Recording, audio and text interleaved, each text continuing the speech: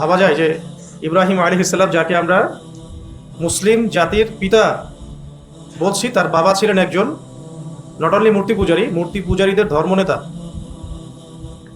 পূজারীদের ধর্মনেতা, ঠিক যেমন আবু জেহেল, আবু লাহাব, উতবা, শাইবা এরা ছিল মুশরিক। তাদের কওম কোরাইশের বনু হাশিম থেকে মুহাম্মদুর রাসূলুল্লাহ সাল্লাল্লাহু আলাইহি ওয়াসাল্লামের জন্ম।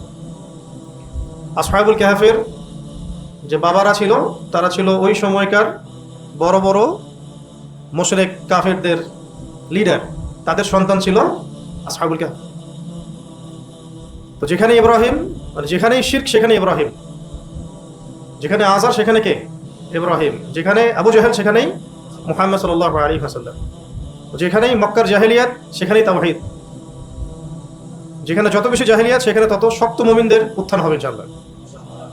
আমরা আশা করি এই আখিরুজ জামানের শহর ঢাকাতেও তাওহীদপন্থী যুবকদের উত্থান হবে ইনশাআল্লাহ।